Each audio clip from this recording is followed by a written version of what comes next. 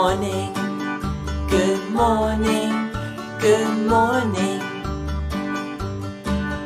Good morning, good morning, good morning. Good morning, good morning, good morning.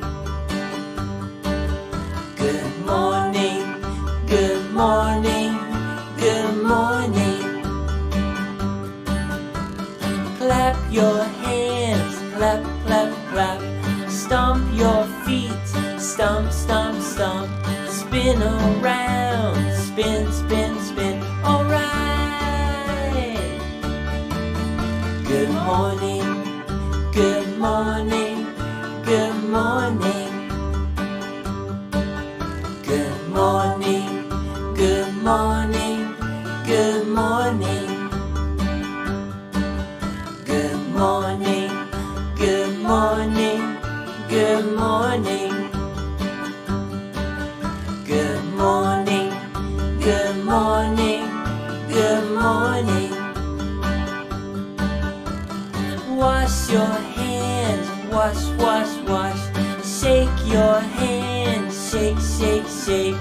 Brush your teeth, brush, brush, brush. All right.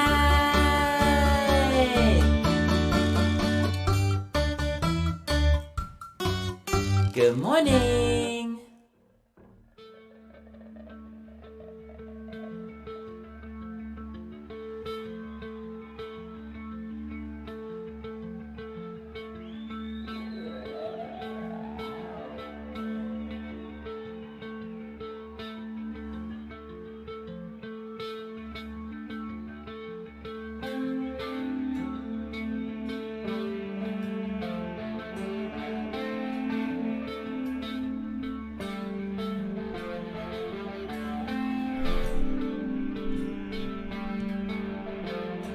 Oh man, good morning in that. TGI Friday and 2. Yeah, that's right. Happy Friday. Another week of the off season has came and went. Whee! Brian Biak, thank you for the super chat. Right off the jump this morning, sir. Thank you. Appreciate that. Always nice to know that there's people supporting the channel. He says TGIF, go Gators. Thank you, sir. Hope you had a great week. And I hope you have an even better weekend also. And two, welcome to the morning show with Uncle Lou and BVD. That's right. We do this every Monday, Wednesday, and Friday morning at 8 a.m. for you. That's right. BVD will be joining us in a minute. We talk a little bit of sports on this show, but mostly we just regale you with tales from the stupid. The stupid being me and BVD. It's a huge hit. So appreciate all y'all tuning in this morning. Mitch, thank you, sir. He says BVD is going to want to check the email. Oh, hell.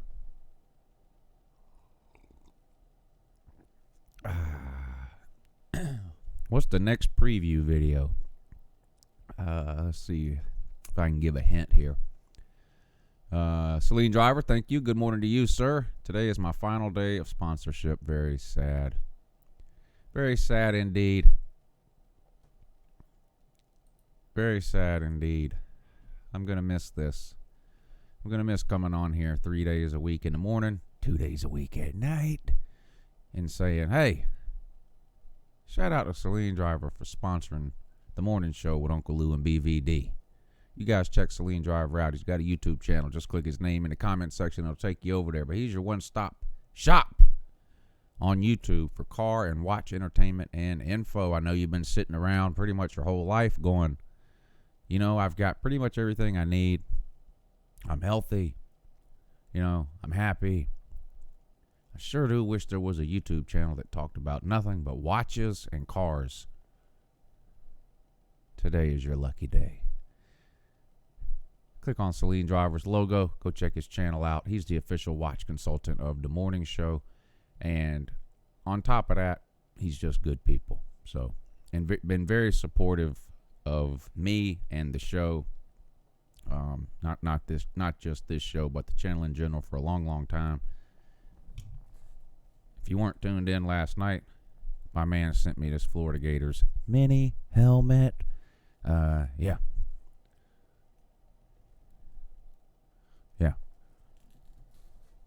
He's good people.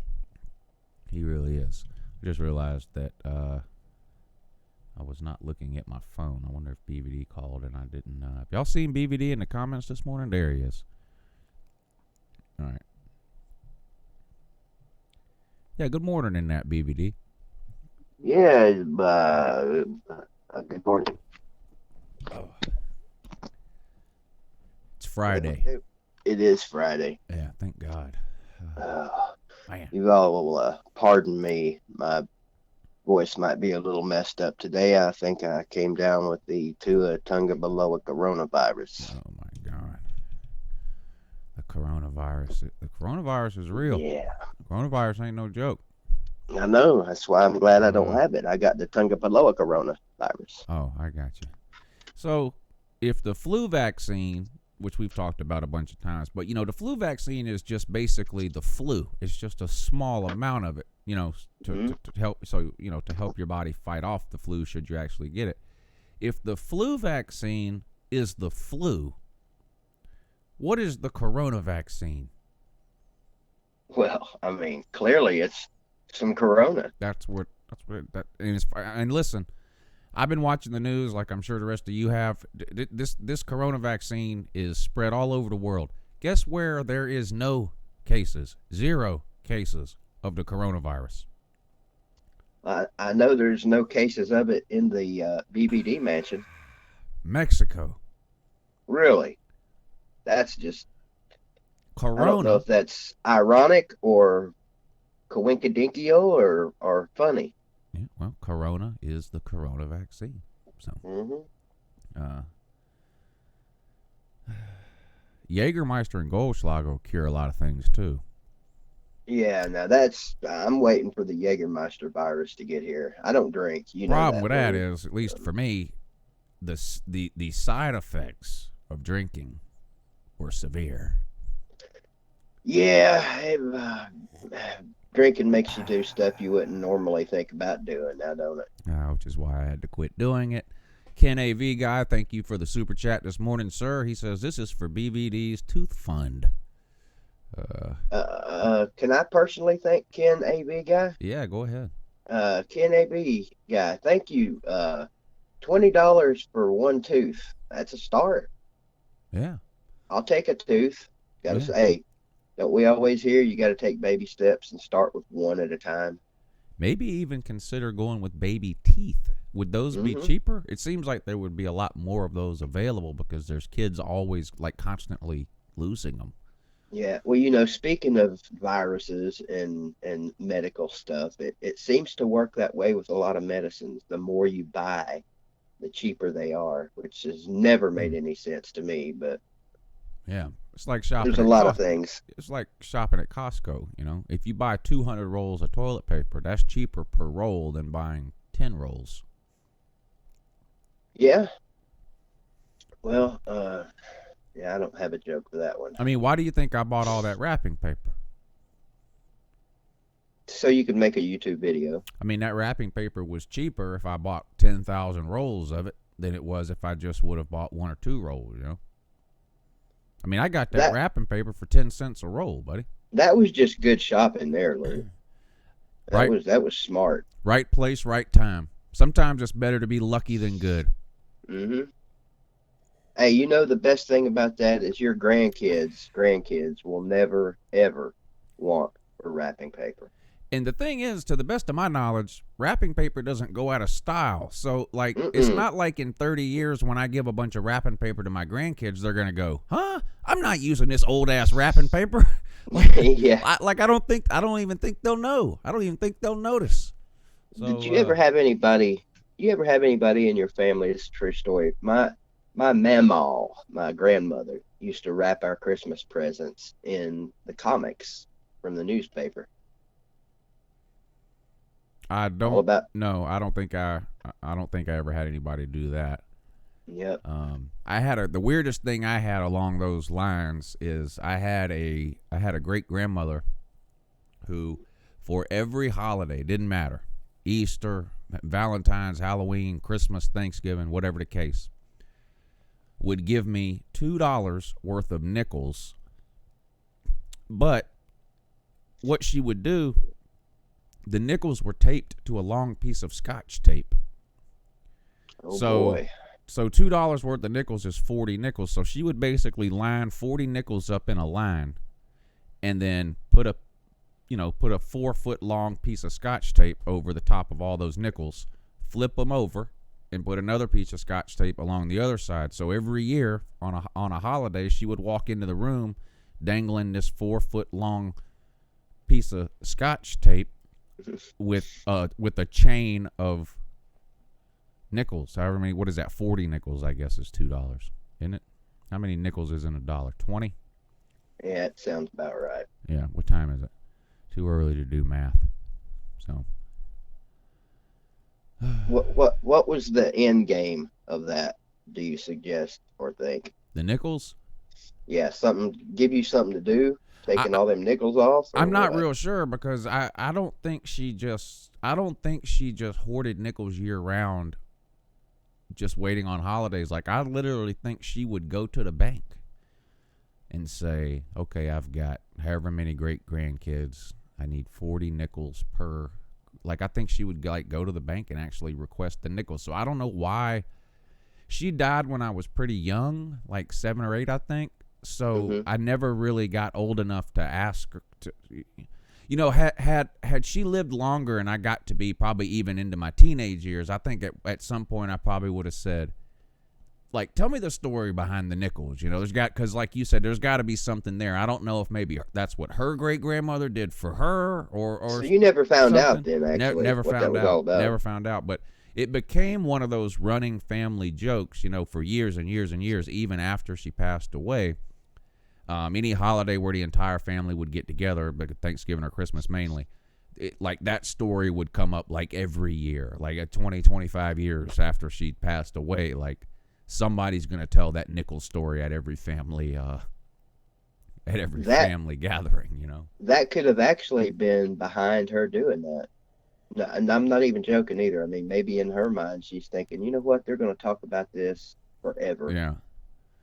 Somebody asked, Groon D says, was she a UGA fan? To the best that I can remember, I don't ever remember hearing her talk about college football, but she lived and was from Alabama. So I don't know if she was an Alabama fan or a Barner or what, but she lived on a farm, and if any of you guys are from that, she lived in Cottonwood, Alabama. If any of you guys know where that is, little bitty town, sort of outside of, I guess Dothan maybe is the biggest town near there. At least it used to be. Anyway, Waikiki wants to know how many estimated rolls do you still have left of that wrapping paper. I have no clue, Waikiki, but it's how many estimated rolls of them nickels you got left? Oh no, zero. My brother's one of those dudes. You know how in most families, especially if there's 2 siblings, one of them is the one that saves every penny they ever get, and the other one, which would be me and my family, is the one that spends it before he even gets it. Which one of those guys were you? I honestly, I was sort of in the middle. I'm not the best saver in the world in general, but I have to have a specific goal or plan or reason as to why I'm saving. So as I've gotten older and learned that it's responsible to have a savings account, I've had to sort of trick myself into saving, like by almost just making up a goal or something. But when I was younger, like, I wouldn't save unless there was a specific reason. Like I can't think of any specific example off the top of my head, but like, let's say for some reason I needed $4,000 for a down payment on a car or something. I could easily save that $4,000. Yeah. Like I would eat wish sandwiches. Like I would do whatever I had to do to get that money, and I would save and save and save. But then once I got that car, it's like a week, like a month, 2 months later, I haven't saved any money, and I'm saying, now how did I save all that money over the last 3 or 4 months? But now I act like I don't have any extra money to save. So I have to have a reason to save, or it makes it hard for me to do it. In fact, I even tricked myself a couple of different ways. I have two bank accounts, and I get paid multiple ways a month, and so I have some of my checks go into one account, some go into another, and I have one of the checks I get every month I have deposited directly into a savings account, and then I transfer some of that money out of the savings account into the checking account. But I never spend the money in my savings account. So that's one way now I sort of trick myself into saving some money.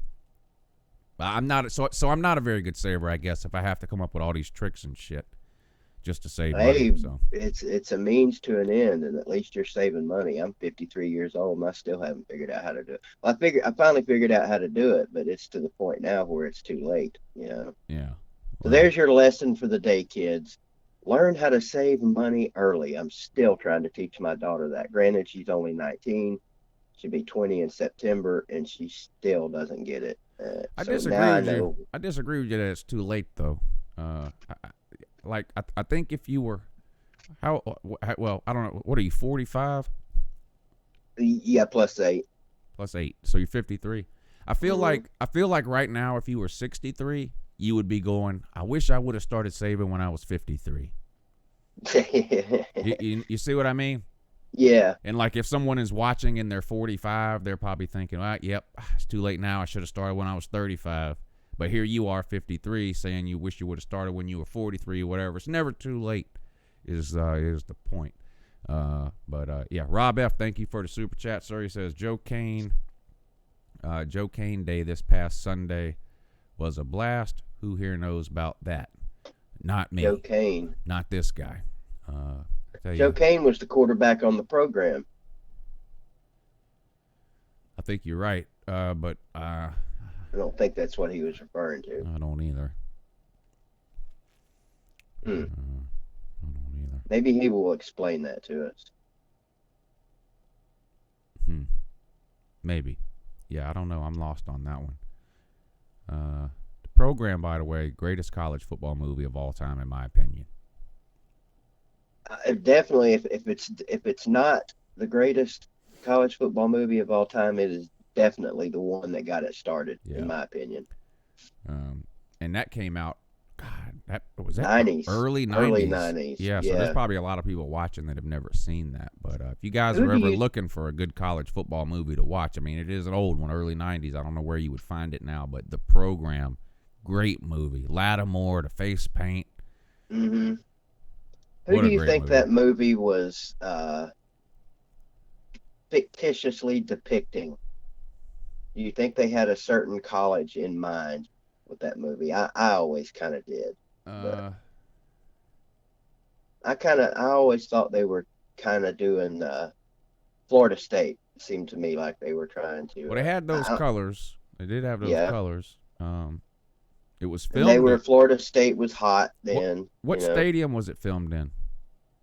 Was filmed in Williams-Brice at the halftime of the Tennessee-South Carolina game in 1990, I think. You are correct, sir. 90 or 91, I can't remember. Another sort of older, good college football movie, totally different than The Program. The Program had some funny moments in it, but it was more of a serious type movie. But one that was just completely like off the rails, but still pretty good. Necessary Roughness. Do you remember this one? I do. That one was pretty good. The old washed-up coaches take over some school that hadn't had a football team in a while or coming off probation, something. I don't remember the exact storyline, and they end up getting it was like a Chris Winkie story before there was any such thing as Chris Winkie. They end up getting a quarterback who's like 35 years old but never enrolled in college out of high school or something. Yeah. Yeah. For some reason, I'm thinking, wasn't the team green in that movie? Yeah. I think it was North. I think it was North Texas, and North Texas does have a team now. Yeah, it's just the kind of Mean funny. Green. The Mean Green. Yeah. One of the better nicknames in college football, by the way. Yeah, and that movie had a lot of well-known actors in it. Like you could, like, for people who have never seen Necessary Roughness, if you were to go back and watch Necessary Roughness right now, you would say, "Oh, I know that guy," or I can't think of any. Like some, there's a lot of actors that you know their face, but like you can't really remember their name, but they just seem to be in a lot of different things. You would recognize a lot of people from that Necessary Roughness movie if you went back and watched it. The program. None of the players ever, I couldn't name like all the players in that movie, even the main characters like the quarterback, the running back, Lattimore. I couldn't tell you one of those people's name and if they ever even played in another movie. Yeah, I think aside from the quarterback in that movie, I don't recall. Well, the quarterback and the coach. I don't recall seeing any of those other guys. And Lattimore, good God, man. That dude could have legit played football if he didn't. Yeah. Yeah, that was a great movie, man. Favorite scene in that movie is when he comes running out after he made the team and smashes his head through the windows. Yeah. I like the running back that they get, but he's got a fumbling problem. So he has to they make him carry the ball around 24 hours a day even when he's sleeping. And if anybody knocks the ball out of his hand, he's got to run like 100 up and downs on the stadium stair, whatever it is. And so there's this little montage of him walking into class and people trying to knock the ball out of his hand and falling asleep in the library and somebody trying to steal the ball from him. It was pretty funny. But yeah, that's a good movie. I bet that actually happens. That's another actor too in that movie that ended up being pretty famous. Omar Epps. Omar Epps, yeah, that's right. Yeah. That's right. I forgot about that. Jeff Webster in the comments mentioned one of my favorite, I don't know if I guess you'd call it a football movie, Gus, the field goal kicking mule. Yeah, I don't know anything about that.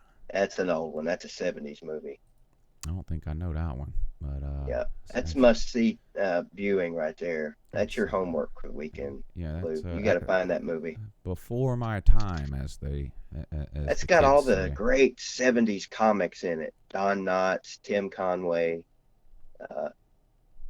Richie Cunningham's dad, Tom Bosley. Michael Gill, thank you for the super chat, sir. He says, Uncle Lou, I used to not be a fan at all, but I've been watching these live streams during the off season, and I gotta say I'm loving the show.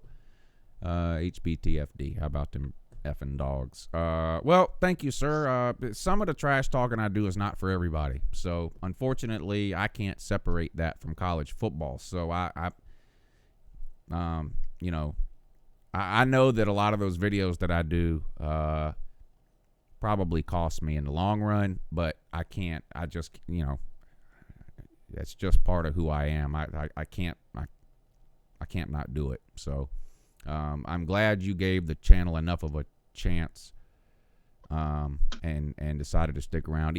And maybe you only watch the live shows, and that's okay too. But I appreciate you tuning in this morning, and thank you for supporting the show with the super chat, sir. I really appreciate it. Ballard Sports Media. That. Thank you for the super chat. He says, what's up, Lou? Can't wait for the football season. Alabama getting some renovations at Bryant Denny. I hope they're redoing that light show. I hope that's what they're doing. Boy, that thing. I know one thing they're redoing. What? They're redoing the annoying ass strength and conditioning coach yelling on the big boards there. They won't be doing that anymore. Yeah. That was annoying. That really was. That was bad. Annoying. I don't know how. Good luck with that one, Lou, if he does that crap at Georgia. I mean, I guess whatever works. Since you brought it up, most annoying in-stadium gimmick you've ever witnessed. And for me, this is not even close. Well, I was about to say it's not even close. To me, there's two that's close, or one that's close, but one is the clear winner. The one that's close is the crowing rooster at South Carolina. That is, yeah. That will literally drive you insane. But the dumbest in-stadium gimmick in the history of SEC football is third down for what? Man, I tell you what. Thank God that only lasted one season. That was the worst because, I mean, you didn't even have to be there to be terrorized by that. You watched the games on TV, and every single time it was third down. Third down for what? It was so annoying. So annoying. And especially when you're busy giving up third down conversion after third down conversion after third down conversion. And I'm like, why? Third down for what? What do you mean for what? It's for another first down. That's what for what? They still, and I know a lot of stadiums do this, pro and college, even high school now, but the one they had last year was just equally as annoying, mainly for the same reason. Yeah. I mean, I don't know. To me, the most annoying in-stadium thing, at least at Neyland, and I've bitched about this ad nauseum, it's the band being mic'd up. Yeah, I've heard you talk about that before, too. Yeah, that does sound silly. And pregame DJs. Oh, man. Don't need a pregame DJ at a college football game. Thank you, Tennessee, for that. Now, when you say pregame DJ, do you mean that literally? Yes. As in, okay, and where is this person? Where are they? Down on the field. Oh, my in the God. corner. Yeah. Okay, Georgia Tech does this, and I thought they were the only. I went to the Georgia Tech game, and I said, what is this? They've got an actual frigging DJ. Yep. Like in the corner of the end zone, and it happened to be the corner end zone that I was sitting at. I had like third row seats in a corner, in the back corner of an end zone, so he was literally right in, like I could, right in front of me. This is the weirdest thing. And BVD, I don't know about Neyland Stadium, but at Georgia Tech, the DJ is not even hooked into the stadium sound system. He literally brings his own speakers. You go to a wedding and you hire a DJ. That's who this guy was. He had these two speakers on stands. Like, I don't think you could hear it if you were sitting on the other side of the stadium, which might be right up your alley. But yeah, that'd be a great thing. The idea of that to me was just ridiculous because, number one, most stadiums put how many hundreds of thousands of dollars in their sound system just to hire a $200 DJ with Walmart speakers to entertain the crowd during pregame? Why? Like, it just makes no sense. And I thought Georgia Tech was the only ones that did that, but you're telling me that they do that on the Hill. They do, and they put a lot of money into it, I guess. It's a former quarterback. Sterling Hinton does it. If you're a Tennessee fan, you know exactly who I'm talking about. Love Sterling Hinton. One of the greatest BFLs of all time as far as his loyalty, but good God, I wish they would put him out in a parking lot. In fact, actually, I think he is out in the parking lot now that I think of it. Oh my God. Now this has me curious now because I just swore that Georgia Tech was the only team that did this, but now that you're saying Tennessee does it, I'm wondering is this something that's more common than I thought it was? I just don't understand because with digital music now, like I could see this, 30 years ago when maybe you needed somebody that had a huge CD collection, so you have to hire a DJ, but you can literally sit in the PA booth in the press box of a stadium or whatever and play any song ever made, but with the push of a button through a multi-million-dollar sound system that every stadium has.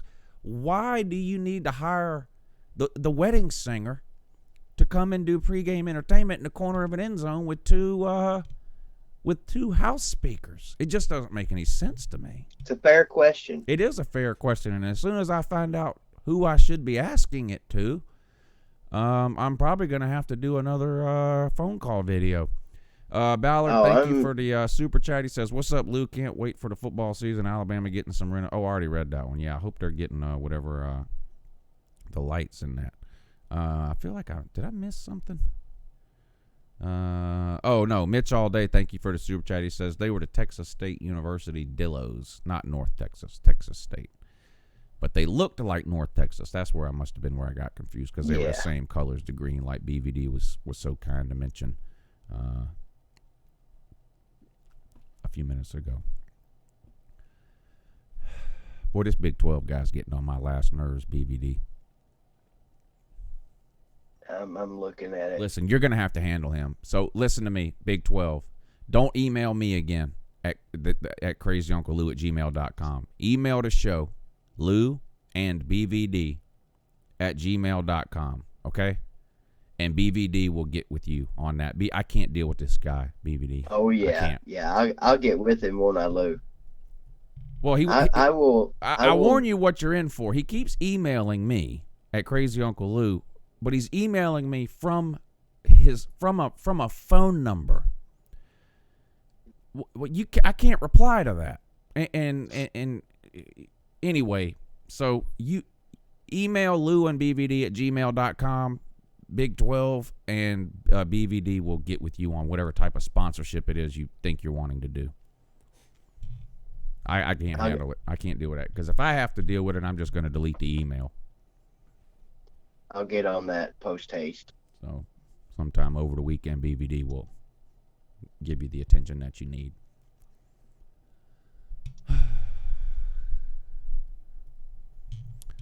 Paul says, Lou, don't call and change other schools' retard ideas. Let them be retards. The DJ thing is really weird. And I think maybe if you're listening to what me and BVD are saying about it and you haven't seen it, I don't really think you can appreciate how potato this is. But, and in fact, I may have a picture. I took some pictures at the Georgia Tech game. I may have a picture of this DJ guy at the Georgia Tech. I'm going to have to go back and find those pictures, but I'll do that over the weekend. And if I can find some pictures that I took of this DJ guy, I will show them on the show Monday morning, so you guys that aren't lucky enough to have witnessed this with your own eyes can see what I'm talking about. But it's literally a guy with a DJ station in the corner of the end zone and two speakers on stands. It is the weirdest thing. So I'll see if I can find some pictures to show you guys next week. I'll get on that right now, Lou. Of course, that won't do any good. I can't show you guys the pictures, but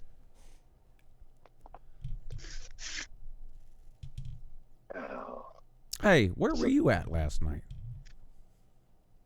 I was there. I was there late, but I was.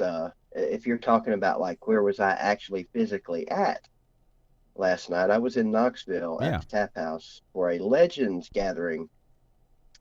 Sips and Cigars. It was a charity, and there was quite a few former Tennessee football players there, and a lot of very wealthy men spending a lot of money on cigars. One of the most interesting things I've ever attended in my life, Lou. Not going to lie. A Legends gathering. Now we need to hear some of these names. Jabari Davis, Terry Fair, Billy Ratliff, of course, was there. Jason Swain. The most popular, at least to me, or interesting guy that was there wasn't even a VFL. It was an actor, and he was in the movie White Men Can't Jump. He was the guy that worked security at the studio where whatever her name was in the movie, Rosie Perez, where she got in to play Jeopardy. I know you've seen the movie. Yeah. He was that guy. And most impressive mullet I've ever seen in my life. Guy's name is Sid something. He was there. There was about 12 of them, 12 VFLs there. My favorite one was Tony Robinson. I doubt you remember him. But. No, I watched some. I saw you. I saw when Tony Robinson sort of walked by the table where y'all were sitting or whatever, and you looked over at somebody and said, Alabama remembers him. Yeah. For good and bad reasons. Yeah. But I have to send you the picture I got with him. Yeah. It was pretty fun. I mean, a whole lot of stuff I didn't understand what was going on, except when they got to the part where they were auctioning cigars. Man, didn't know people spent so much money on cigars. You ever gotten into cigars? No. Yeah, I haven't either. My father-in-law is big into them, and my dad has been sort of in and out. Like, he'll go through these phases or whatever. So I've tried to get into it a couple of times. I remember, I think it was 10 or 15 years ago now. Somebody gave me as a gift for Christmas or a birthday or something, or a humidor, and I was like, oh, yeah. This shit lasts about a week. Yeah. Well, I don't know. I just can't get into it. Yeah, I mean, I guess I get it. I just can't stand the smell of them. But one of the guys that was there were two guys there that were reps from the cigar company that I guess is the sponsor for those guys. And he was talking about, how certain cigars of theirs are quote unquote born. And the thing I found interesting, he said that cigars are one of, if not the only things left on the planet that are handmade. Every one of them is handmade. I don't know that I believe that. I definitely don't believe it. I mean, I can tell he you may right. have been talking about theirs. Yeah, May have been there's talking about nobody theirs. sitting in a room somewhere hand making Phillies blunts and stuff like that. So I don't believe for a second that every Right. cigar is handmade. But the thing about cigars, like my father-in-law is big into cigars, so like holidays and his birthday and stuff will come around. So you think, oh, well, this is easy. We'll get him some cigars. But people who smoke cigars, they're so they're very well. First of all, people who smoke cigars think more of the fact that they smoke cigars than like it like. But anyway, so you can't even really buy people cigars that smoke cigars because it's very they're very picky. Like my father-in-law, there's only like two types of cigars that will smoke, and he orders them online from this place, and they get sent in and all this kind of stuff. So sometimes we've got him maybe we get him a cigar cutter or some kind of fancy lighter or Hmm. whatever. But you can't buy people that smoke cigars. It's not like you can just go to the cigar store, because I've made this mistake, gone to the because I don't know anything about cigars. So I go to the cigar store. Hey, my father-in-law smokes cigars. Recommend a couple. Yeah. And they're like, well, how much do you want to spend? And I'm like, well, I don't know, how much is a cigar? And well, we got a $5 cigar, we got a $500 cigar. Which one do you? Yeah. Let me see. Let me Catfish see the was $5 one. Catfish was telling me last night he and Billy went into a cigar store there in Knoxville, I guess. I don't know, or whenever it was they went. And he went in and the guy, hey, how you doing? Come on in, let me show you around, whatever. Catfish says, I want your most expensive cigar. Big mistake. Yeah, he had no idea. Yeah, First one the guy showed him was like $900. yeah, it's insane. And he eventually, he tells the story better, but he's like, give me the cheapest cigar you got. Right. And it was like $10. Now that Um, $900 cigar, probably handmade.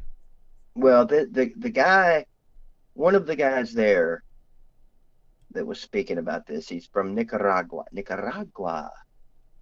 And I'm pretty sure he meant all of their cigars were handmade. And I guess in order, for it to be a primo cigar, it's got to be handmade. I don't know anything about them.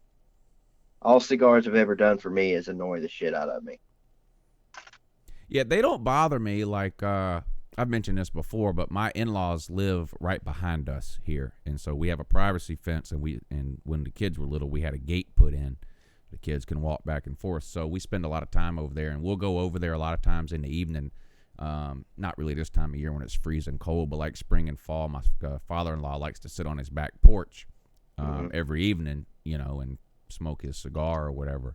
So we'll walk over there. Now, some people don't even like to be around the smell or anything like that. None of that bothers me. I can be around it. It doesn't bother me at all. I just can't. I can't get into them. I've tried, and I just don't enjoy them. I don't know.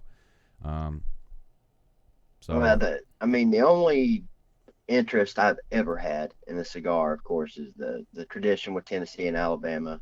The winning team and fan base smoke cigars after. So yeah, clearly, there's no interest there for me now in that. It's been 14 years. If that's the only reason I ever smoked a cigar, I'm in the midst of a serious cigar drought right now. Jeff Webster's talking about that right now in the comment. Celine Driver wants to let the Big 12 guy know that being a sponsor is a big responsibility. It is. Oh, he says, be ready. It's also a very important responsibility too. Yeah. Yes, it is. Let's see. Who all's in here this morning? Appreciate all you guys tuning in. Let's see. Brian, George, Joseph Salome, Celine Driver, Mike Taylor, Mercury 200, Jeff Webster, Bartholomew Bob, E-I-E-I-O, whoa, whoa, whoa, whoa. Yep. Johnny Utah is here. About a Mercury. I was just wondering where. I was just thinking to myself, where's Johnny Utah? Here he is in the comments section. Top Dog, Bears, Cubs, Canes, Richard Holton, Elite GB, Eric Johnson, Jarvis S is here. LSU Tiger Cat is here. Of course, she co-hosted with us on Wednesday. What kind of grade we giving Tiger Cat for her co-hosting performance on Wednesday? Is that really even a question? Well, I think it is. I would give her an A+. A+. What about you, Lou? What would you give her? I know you're a little bit. You grade on more of a curve than I do. No, I thought she did great. I thought she did good. She was nervous to come on, but I thought she did a good job. Yeah, I knew she would. Rack Jones, good morning to you, sir. Rack City. Rack City, bitch. Rack City. Yeah. Yeah. Oh, Glitter Gator is here, too. That's good. Pierce Rainey says, GoFundMe, paint for Uncle Lou's ceiling. That would be a waste of money. I'm not painting the ceiling. So, if I painted the ceiling, what would people like you have to talk about? That would be like asking me to turn that one picture right side up. I'm not going to do it. Not going to do it. Yeah, there are reasons for everything. Yeah. Some good, some I bad. love when I do. There's certain things.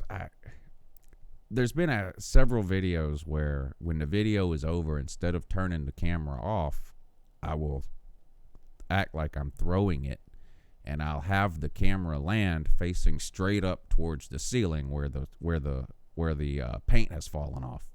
Mm-hmm. And people, it never ceases to amaze me that people that, oh my God, this guy needs to paint his ceiling. Lou, they don't even know they're getting trolled. Oh, what about when we lost to, I don't know. I know you get busy during the season like I do, and I don't have time to watch every video everybody makes during the season either, but we lost to South Carolina, so I did my typical thing after we lost on Saturday right after the game.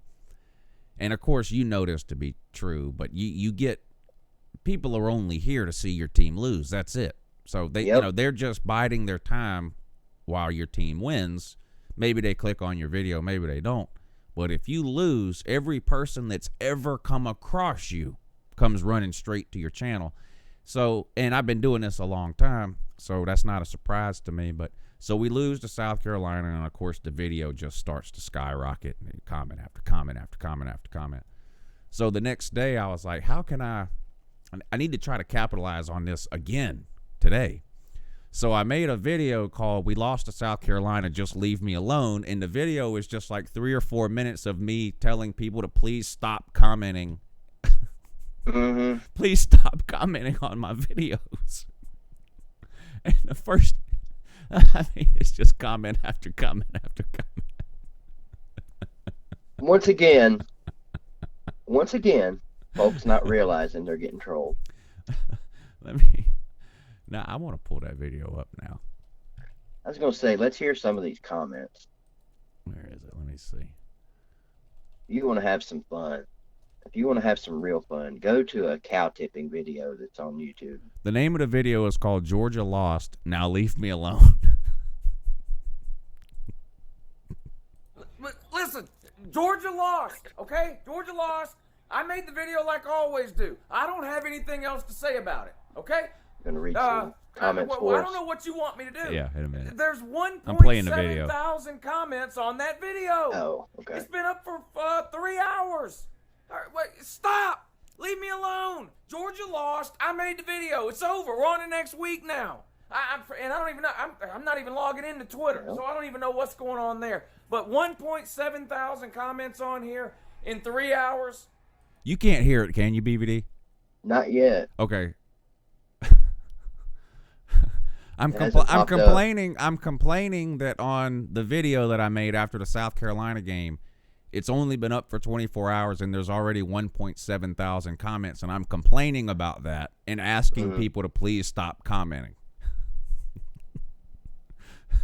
So now this video's got 1,500 comments, 1,300 comments. Let me just read some of them. Drink bleach. Hold on. Lou is crying. I'm not going to read them all. You guys can find it. If you want to read Uncle Lou, leave. The name of it is Georgia Lost, Leave Me Alone. Anyway, it's hilarious. Oh, anyway, that's that. That's a good point, about our teams losing. If we get a big win, which is rare for us, but slowly becoming more of a thing, people don't care. Yeah. They don't want to watch us be happy. Who wants to see that? Oh, yeah. Misery loves company, and YouTube is proof of that. Mm-hmm. Proof of that. If I go to my channel and pull up my most watched videos of all time, every time Georgia has lost is like my top 10 most viewed. Yeah. Well, I can pull it up real quick. Videos. What am I going to do for viewership when Tennessee goes 15-0 this year, Lou? Well, my most viewed video, the Hail Mary game. Of course. Second most viewed, Georgia when we lost the national championship game. Oh, now my third most is a win, the Rose Bowl. So that's an outlier. Fourth most, Georgia loses to Alabama. That was the second time, the SEC championship time. 1, 2, 3, 4. Fifth most is my Fire Mark Rick video. Georgia loses to Vanderbilt. Georgia loses to South Carolina. Georgia loses to Georgia Tech. Georgia gets blown out by LSU. The Alabama game in 2015, which is called Alabama 100 and something, UGA 10. LSU destroys UGA. Oh my God! Wait a minute. 1, 2, 3. My 13th most viewed video of all time is when the U.S. men's national team got eliminated from not even qualifying for the World Cup. Really? I think that got spread around Latin America because there's a lot of Spanish comments. Spanish guys like their soccer, don't they? I said something. We lost to Trinidad and Tobago, and I made some comment in the video about, we lost to these people are running around barefooted and hadn't eaten since Christmas and still beat us in soccer or something like that. People got mad as hell. Why do you suppose American soccer is so bad, Lou? All the best athletes are playing something else. I won't say all, but in almost every other country on earth, the best athletes are playing soccer. A high percentage of them, at least. Let's say 90%. In America, 90% of the best athletes are playing something else. That's honestly what I think. Well, I mean, even if they are, and you're probably right, all the best athletes probably are playing something else. You telling me we can't find 20 really great soccer players to compete on the world level? I mean, come on. I don't really understand it either. And another comment I made in that World Cup video, I said this country is crawling with illegal aliens, and you're telling me we can't find 15 Mexicans that can beat Trinidad and Tobago? So I was thinking that, but I wasn't going to say it. Because our women dominate, so it's not that. But again, I think I just think at a young age, a lot of kids are pushed in a different direction than soccer. Whether it's baseball, football, basketball, whatever. I think that's starting to change a little bit, but. I think we're so far behind the rest of the world in terms of men's soccer that you know, I don't know how much we can do about it. Well, I mean, you hear all the time that soccer is the most popular sport in the world, and it is. I mean, just because it's not here in America doesn't mean it's not in the rest of the world. But I don't know. I've always wondered why it is we can't compete like you would think we should be able to. But it's getting that way with baseball on the international level. We always have a hard time with the South American national teams. Yeah. They kick our ass a lot too. Of course, in a lot of these other countries, that's literally all they have to do. They don't have important things to do like watching the morning show with Lou and BBD, although they do have internet in these countries. So what's wrong with these people? Yeah, they should be watching, clearly. Yeah. Wonder what our Mongolian viewership is this morning. At least one. Gotta be. Rob F. has a really important question. What does the blue wrench mean? Well, they're in charge of they're in charge of the comment section in that just making sure people follow the rules, which there ain't that many, but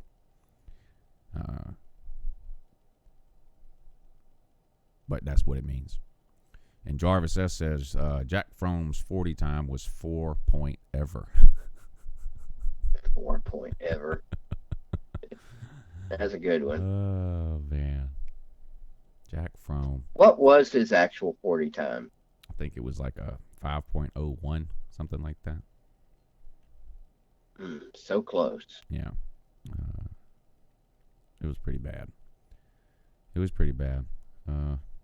He didn't do himself any favors yesterday at the combine. That's for sure. Have you watched any of it at all? I watched some of it yesterday. Yeah, I didn't know until yesterday. I came in to eat lunch and I said, let me turn the combine on. I know it starts today. They doing it in the evening now this year, starting this year. They changed it. They used to do it during the day from 9 in the morning to 4 in the afternoon. Now they're doing it 4 in the afternoon to 10 o'clock, 11 o'clock at night. Mm-hmm. So I had no idea. I saw or heard they were talking about that. I was listening to a sports show on the way to Knoxville yesterday, and they were talking about the fact that it was at night now. And one of the people on the radio made the comment that, they're doing it under the lights now. They're in a dome. They were always doing it in the Hello, lights. it's in a dome, yeah. Oh, man. Speaking of under the lights and radio people, Chris Lowe was there last night. I know you know who he is. The ESPN guy? Yeah, the ESPN guy. Oh, okay. Yeah, he actually, Chris Lowe lives here in Knoxville and is a Knoxville guy. He was there last night. Pretty cool talking to him. He's a Knoxville man. Woo. He's a Knoxville man. Chris Lowe. And it's true. TV definitely does add about 10, 15 pounds to people because Jim Chaney was there last night, and was he I'm really? Not going there. No, Oh. I was gonna do a Jim Chaney joke, but Chris Lowe isn't on TV that much, is he? He's more of a article guy, isn't he? He's on TV quite a bit. I mean, obviously he's on TV more around here, but you'll see him occasionally. Because I know the name, Chris. I know the name. Like when you said it, I said, "Yeah, the ESPN guy." But if he walked right in front of me right now, I don't know that I would recognize him. Mm-hmm. Well, every college market has their ESPN guy that's local. Speaking of Knoxville, you didn't happen to catch any of the Paul Fine phone-bound show yesterday, did you? It was on at the Tap House, but I wasn't paying any attention to it. So you didn't hear, I swear, it had to be it was definitely somebody from my comment section called in to Paul Fine yesterday, Tennessee fan. Tennessee is winning the East. That's as far as he was willing to go with how much they'll win. But Jarrett Garantano is winning the Heisman. Paul almost fell out of his damn chair. He made him repeat it 3 times to make sure he was serious. The guy was dead serious. This guy, I mean, First of all, he's not. He can't be a real Tennessee fan. There's no way because every human knows this, but most especially every Tennessee fan knows Tennessee players are not allowed to win the Heisman. It's in the NCAA rule book somewhere. And the thing is, if I had to bet my last $100 on one of those two things, it would be that Tennessee wins the East, not that Garantano wins the Heisman. The odds, I mean, there's so much that goes into Garantano's not winning the Heisman. We all know that. Is it possible? Teams surprise us every year. It's rare that a player comes out of nowhere and wins the Heisman. Not named Joe Burrow. Yeah. I don't think anybody saw that coming last year. Now they're talking about Mr. Burrow like he's the greatest quarterback ever. Well, I don't know. I mean, he had one of, if not the best statistical seasons of all time. Oh yeah, I mean, there's no question what he did this past year was phenomenal. Right. But I have some concerns about this year's quarterback class. I'm going to be honest with you. It's getting a lot of hype with Tua and Burrow and Jalen Hurts and what's Herbert? I'm not. Yeah, and he may be the best of the bunch. That's kind of what I'm thinking. I mean, did anybody in their right or left mind think that Tom Brady was going to end up being the best quarterback to come out of that class? No. And who does Joe Burrow think he is? He didn't participate in anything at the combine. You know why? Except interviews. You know what his reason is? Because the national title game wasn't played till mid-January. Okay.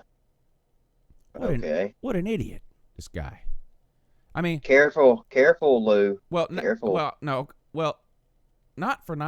you don't want to participate, maybe he's like, I don't have anything to prove, type of thing. He knows he's going to be the number one pick. Why do it? But don't come out here and pee on people's leg. I can't do the combine because because the national title game wasn't played till mid-January. What the hell? I mean, so that's ridiculous, don't you think? It's pretty nonsensical. I mean, Tua. We know about Tua, the surgery in the hip and all that. Of course he can't do it. But it would have made more sense. No reason Burrow can't go out there and run and throw. It would have made much more sense if Burrow had said he couldn't participate because he's been spending way too much time defending the burglars trying to break into his house. I don't know anything about that. What is that about? Yeah. Joe Pesci, the other guy. Oh, yeah, because he is a grown version of Macaulay Culkin, is what you're saying. Yeah. That makes Hopefully sense. that's not true, because if that is true, that means at some point here real soon, Joe Burrow is going to be strung out on drugs. And we don't want that. Yeah. For anybody. Speaking of Macaulay Culkin, what happened to our co-host today? Apparently we didn't have one. We didn't have one today. I hope. Because if we did, I didn't write it down, and it seems like they would have been in the comment section by now saying, "Hey, it's been an hour." But I didn't have anybody written down on today's date, so I was assuming we didn't have one. We did get several emails this week. I emailed most of them back yesterday to try to schedule them. We've got Rob W., which I think he was in here earlier. If he's not still, we have him on next Wednesday. And we have Celine Driver on March 16th. That's currently the only two scheduled BVD. So either people are going to be hearing a lot of me in BVD only, or we need some more of you guys to email us. We need join on, host a show with us. It's not hard. Yeah, literally anybody can do it. There's been a couple of people we've had on that have proved that. So send an email, lewandbvd@gmail.com, and we'll be happy to schedule you to come on. You can come on for the entire time. If you can only come on for 30 minutes, whatever the case, we'll work with you whatever day is best for you, Monday, Wednesday, Friday, whatever the case may be. But we'd love to have some more of you come on, because what's going to happen is I've been only scheduling people to come on once, because I wanted to give everybody an opportunity that wants to come on before I start having the same people on again. But that's just about coming to an end now. So soon we will be opening it up. Well, Celine Driver's on March 16th, and he's done it once before already. So Celine twice, Driver actually. would be a permanent co-host if we needed him. Yeah, he's like, well, he's like the substitute teacher, sort of. Mm-hmm. So, yeah, because he filled in with you when I was out of town, right? He did. Yeah. He did. Yeah. All 13 people that watched that day were impressed with the job he did. I feel like I need to point out, too, that today marks the end of the second full month of the morning show with Uncle Lou and BVD. We started this beginning of January. We did. First of the year. Yep. And so we are 2 months down. I would also like to point out that this is episode 48. Now, some of those episodes I did in November and December before BVD joined the show, but overall this is the 48th episode. So, how surprised are you, Lou, that I have not missed an episode? Well, I did. I missed one. The chest pain day. But yeah, and I missed one too. Remember when yeah. Junior missed the bus? Yeah. So, Yep. But still, that's not bad. We've each missed one. Well, I missed the other one when I was out of town, but that was, that was an excused absence. Right. That was an excused absence. As far as just not showing up, that's only happened once for each of us, and that's not bad over a 2-month period. So I like our percentages there. Today was really close for me. I almost overslept, and I normally, honestly, I'm up at 4:30, 5 o'clock in the morning most days. It's either because I woke up early or haven't been asleep yet.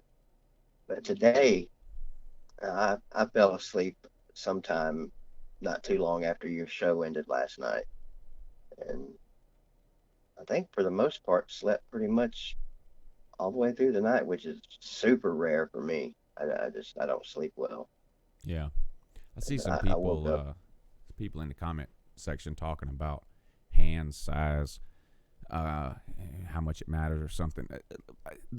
No one thing. There's no one thing like, oh, if you're this position and you don't meet this measurement. I do think though that the accumulation of all the things that they measure matters. In other words, if you were to build a prototypical QB, he would be 6'4" or 6'5". He would have a great arm. He would be mobile. He would run in the 4.6s or 4.7s, that kind of thing. He would have long hair. And he would have big over 9-inch hands. That's what they look for. So you can be a successful quarterback in the NFL even if you don't meet all that criteria. But if you don't meet any of it, because there's just been a lot made about Jake Fromm, his hands were this size, and they'd be like, well, such and such has hands that size. Yeah, but such and such runs a 4.40 and is mobile. Fromm's not. Or, like they measure Fromm yesterday, he's 6'1". Well, Kyler Murray's 5'9".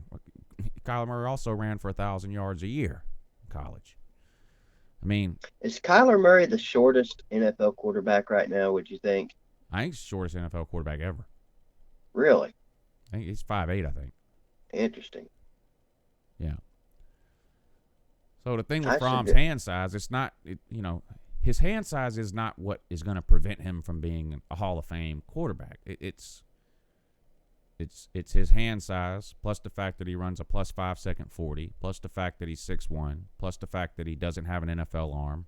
It's the accumulation of all those things. You know what I mean? Brady can't run, but he's got a good arm, and he's 6'4" or whatever he is. I mean, yeah, Cam Newton and Patrick Mahomes. I mean, or no, not even Patrick Mahomes. He's not that. Cam Newton is not.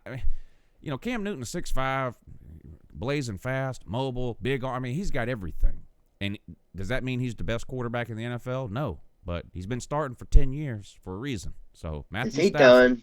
Is Cam Newton done? I don't know that he's done, but the older he gets, I don't think there are 32 quarterbacks better than Cam Newton. So I don't think he's done.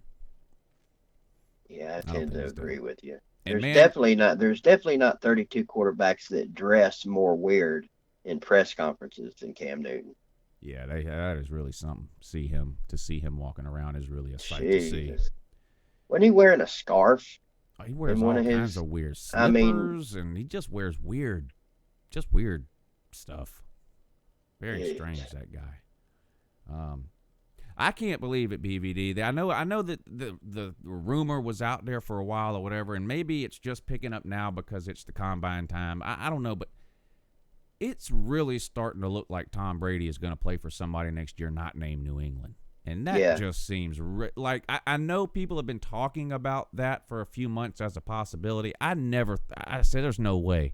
It's really starting to sound like that might actually happen. And that is just going to be weird to see. Well, Joe Montana did it. Peyton did it. Yeah. I mean, it's happened a lot of the big name guys do that. Yeah. Marino did not. Brett Favre played for the Vikings, divisional rival, and then he played for the Jets and that. But so you do see it. Listen, when you got to remember, how old is Tom Brady now? 42. He's been playing football since he was probably 7 years old. 30, whatever that is, 34, 35 years. This guy's been playing football. Hard to walk away from that, Yeah. Hard to walk away from anything you do for that long. So, and as long as there's somebody willing to give him a chance, I'm assuming he's gonna do. He's gonna take that chance. I don't know. Not a great number of NFL players that play their entire career with one team, especially, including quarterbacks. I'm just sitting here trying to think of, in my lifetime, how many quarterbacks I can think of that was drafted by and played for that team their entire career. Well, you definitely see less moving around in the NFL than you do any of the other major sports. I mean, one of the reasons I gave up on baseball years ago is because year to year, I'm like, who are these people? I mean, the baseball, they move players around. The NBA is the same way with these super teams they create now, You can literally buy a world championship now in baseball, basketball. Yeah. Basketball not so easy in football. Yeah. They do a good job in football with the way they got the draft structured and salary caps and all this kind of things of Jerry Jones been trying to buy a Super Bowl ring for years. Yeah. I mean, if you know what you're doing and you run a good organization, and I mean, New England, it's no accident. I know Tom Brady and Belichick are great, but I mean, what has happened in New England is no accident. I mean, they look at their draft. They tend to draft very well. Who tends to draft really poorly? The Raiders, the Browns, the Cardinals. No accident. Those are terrible teams most years. Yeah. Hey, the thing about New England too, they draft well, but they draft these not obscure, but they draft these guys that, those kind of guys. Yeah. Well, their starting center, David Andrews from Georgia, but undrafted. Picked him up after the draft and he started right away. They find these guys that fit what they. I mean, clearly you got to have talent, but they're not going out there. They don't just want the most talented guy. It's got to be a guy that has that has enough talent, but that fits in with what it is they're trying to do there. Very few times. That doesn't make very good sense, does it? I mean, they did bring in Randy Moss there for a year or two, and then the Josh Gordon experiment, which never really worked out. But for the most part, it's been people like Wes Welker and Danny Amendola, Mm-hmm. even Rob Gronkowski. Nobody knew who the hell he was until he started scoring touchdowns for New England. Like, in fact, I couldn't tell you right now. Can you, where he went to college? Oh, no clue. Me either. No clue. So, And those are two good examples you mentioned there, Amendola and the other white boy. where did Gronkowski go to college? Somebody's going to type it in the comment section before I can find it, I'm sure. But I Wes honestly haven't- Welker, that's the other one. Arizona. He went to Arizona. Wow. Yeah, I there's no way I would have figured that out. Drafted in the second round, 42nd overall. So, a fairly high draft pick, but still not somebody that all year long in college, because we're big college, it's not like everybody was sitting around going, my God, this Gronkowski guy. You know what I mean? So, Yeah. New England does a good job of finding those people. Speaking of Gronkowski and tight ends, best tight end to ever play the game. Oh. Your personal choice. I There's been some great ones. think Gronkowski's probably the best this, modern times. I like, Tony Gonzalez played forever. Yeah, Gonzalez I was. think he's the touchdown leader, isn't he? Gonzalez or Gronkowski. Witten's got to be up there somewhere. If I had to have somebody for one game to win it all or something, I would take Gronkowski. But dude stayed injured. If you're telling me I can draft somebody and potentially have them for 20 years, give me Tony Gonzalez. Good call, Jarvis. Antonio Gates is a good one. Antonio Gates, yep. Basketball player. I don't even think he played college football. There's one in the league right now, Darren Fells. I think he's with Jacksonville. I'm not sure. Not for sure, but he played with the Cardinals for a year or two. He was a basketball player. He was really good. I'm kind of surprised he isn't having a better career right now than he is. Yeah, look at the Super Bowl. Witten's my all-time favorite for obvious reasons. Yeah, but the guy was great too. Yeah, I mean, yeah. He retired. Jay and came back. Novacek. Jay Novacek, Yeah. another good one. Yeah. Yeah, and Witten's he's probably going to come back for one more year. Yeah. Look at the Super Bowl. George Kittle and Travis Kelce. Who the hell are they? Where did George Kittle go to college? Really? I mean, but he's good now. Oh, he's Dude's he's good. Amazing. He's amazing. He's Travis Game Kelce, too. changer. Yeah. Mark Chamura. Wow. They're dragging some names out now. What about Chamura. I was talking to Bad Dog about this when I called into his 24-hour stream. The that guy that the Giants had back in the late 80s and early 90s. Yeah, I was just thinking him, and I can't remember his daggone name. Somebody help us out in the comments, guys. The New York Giants. I Mark remembered his Bavaro. name. Mark Bavaro. Yeah. And man, Bad Dog was telling some good stories about him. He's just a old, just a tough, like gritty Italian, but he was fun to watch play. And listen, he wasn't a big guy.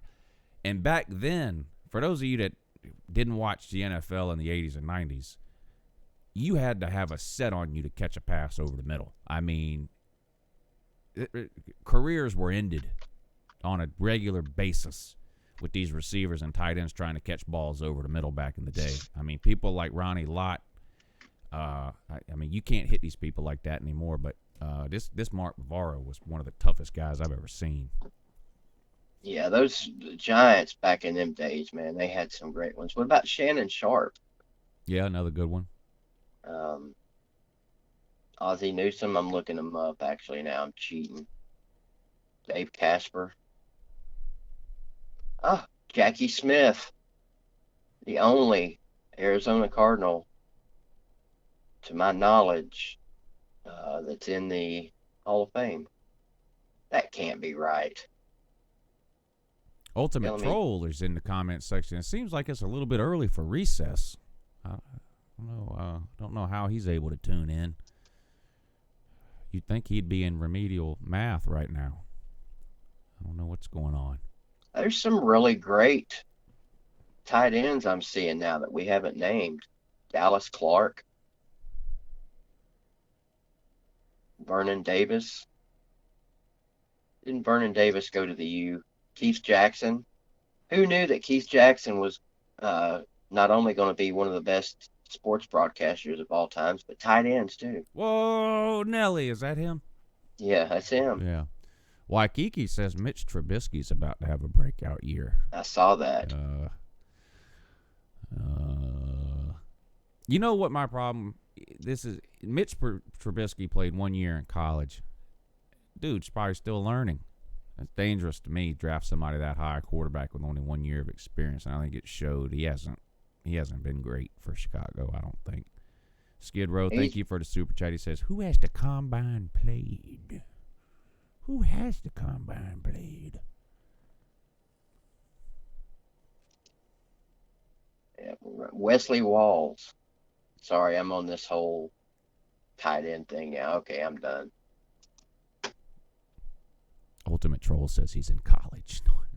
No, you're not.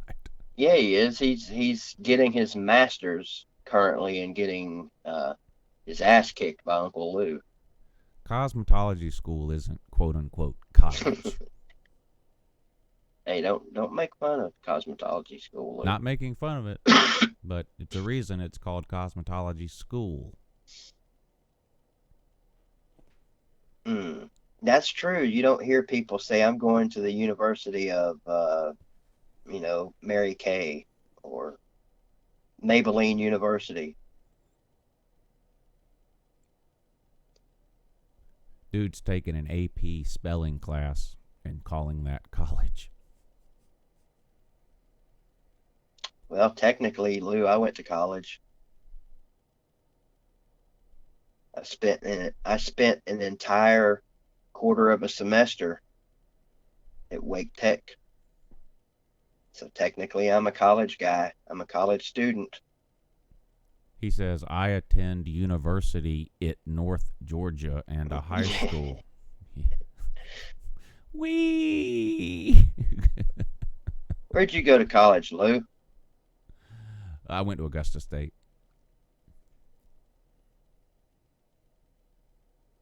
That's right. I remember you saying that. That's a highly renowned university institution of higher learning. It is? Yeah. Well, I mean, I think so.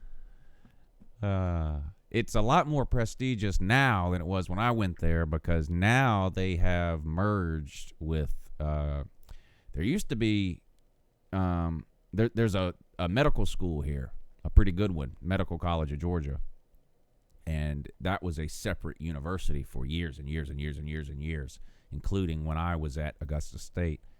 And I guess it was about 10 years ago now they merged, and so they're one university now. But and I think I'm sure they did that to save money, I'm sure, but yeah, that's where I went. Speaking of merging, that is probably my biggest traffic pet peeve right there, is people that don't know how to merge. Yes.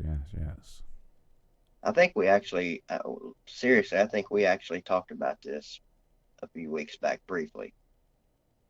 People that get in the merge lane and stop. Trying to throw something out there we can talk about. Besides both of our illustrious college educations. To answer VT's question, what is a Wake Tech? It's a community college in Raleigh, North Carolina. I mean, personally, I know that all 700 or 800 times that the Ultimate Troll has called into my show, the whole time he's talking, there's only one thought that keeps bouncing around my head. And it's, man, this kid sounds educated. Where did he get his education? Yeah, my God, this guy has it together, So it doesn't surprise me at all that that he's in cosmetology school or whatever it is. The sky is the limit for this guy, this ultimate troll. We have a celebrity in the comment section this morning, Lou. An A-bomb sighting? The A-bomb, yes. Boom. Jeez. Boom. Lives in The Idaho. Rush Limbaugh of the trash talking circle. Yeah. I feel special now. Yeah, I saw that, Mitch. Mitch sent us a BBD trading card. Oh, he did? Yeah. He probably sent it to the wrong email address. I don't. Now, he sent it to the Lou and BBD. Yeah, I can't pull that up on the screen though. I only can put up on the screen right now. Oh, okay. One's to the other one because I'm not logged into that one. It says name BBD Team Tennessee Volunteers, and it's a screenshot off of the morning show intro of me drinking coffee. Pretty good. Nice job, Mitch. It's an outstanding picture of me. Outstanding. There are so very few of those. Outstanding. Brian says the public schools in Georgia are in the bottom of the country. Wouldn't brag about going to Georgia public schools. Well, somebody's got to be at the bottom. I thought Mississippi was.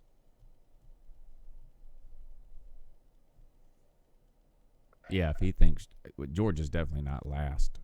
They're probably in the. If I had to guess, I would say they're probably in the upper 30s, though. It's nowhere near the. Most of the ones high up the list are northern schools, northern states.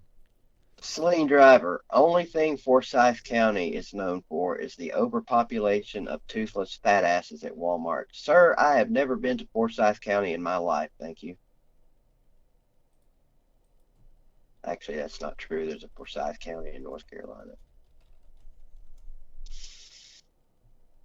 Got the comment section talking about college educations.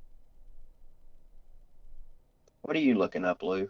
I hear you over there. Type. I was going to see about getting onto that other email address, but it's too involved to do while I'm doing the show. So I was going to try to put your card up on the screen. I like that name. Super chat. Thank you for the super chat. Creeping Death 81. Clearly a Metallica reference.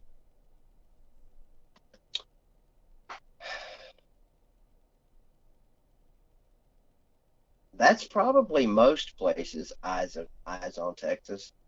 Last time we checked, all you needed was a C average to be automatically accepted to a Georgia state school.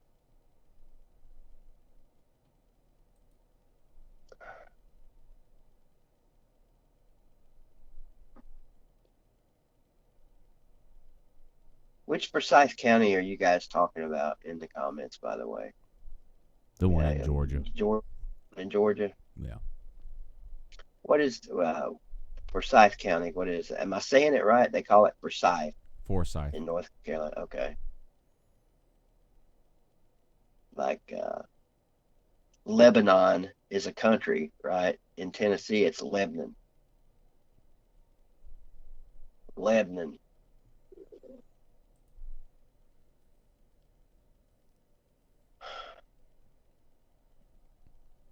What a Morning, great show. Melissa May. Oh, somebody slept in today. Late to the party. Yeah, sometimes you have to sleep in. Missed all the good stuff. But don't you worry, Melissa. Don't sweat it, because this will be available for your rewatching pleasure shortly after it's over. Yeah. And everybody knows you can't just watch the morning show with Lou and BBD one time. You have to go back and watch it multiple times. I do it live and still listen to it later. You have to. I mean, there's so much quality information being given in this morning show that if you don't go back and watch it 2 or 3 more times, you're not fully getting the benefits that we provide. We're providing a public service here. Mm-hmm. So, Speaking of college, why would anybody even go to college now when they have the morning show with Lou and BBD? right. It's absolutely free. Right. Doesn't cost a thing. We 3 days a week. You've only got to go 3 days a week. I mean, we teach you man. everything in life that you need to not do. Mm-hmm. A few things that you need to do even. The first one, of course, is watching the morning show. That should be first on every. That should be the first thing everyone does in America when they wake up. Now, to the ultimate troll's credit, he does watch and study every Uncle Lou video ever made like it's his job. So if he wants to also on the side go to community college, that's fine with me. Dago, sir, I like you. You're one of my favorites in the comments section. He wants to know, did BBD go and do his homework on manscaping these past few days? Clearly, Dago has not been watching. Yeah. I thought everyone know that I am the foremost authority on manscaping. BVD is smooth as a swimmer right now, aren't you? Mm-hmm. They shave their legs and everything, those swimmers. They do. Yeah. They shave every hair on their body off. Yeah, they have to. Every tenth of a second counts, I guess. Yep. So Don't know that I'm buying that one, but that is true.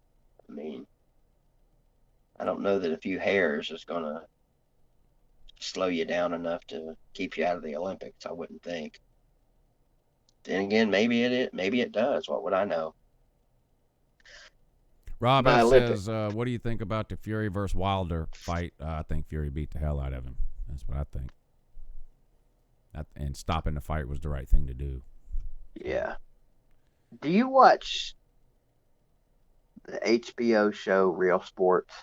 No. I mean, I've here and there, but the only time I watch it is if there's a story on there that's so big it gets talked about other places. So then I'll be like, oh, let me go check that out, because I have an HBO Go subscription, but it's not like there's no. I'm not running to HBO Go every week to make sure I catch Real Sports with Brian Gummer. Right. So. Well, one of the stories they did this time around was on the boxer that got killed, and of course, since I'm bringing it up, clearly I can't remember his name. Apollo Creed. Yeah. Ah, crap! No, that's going to drive me crazy.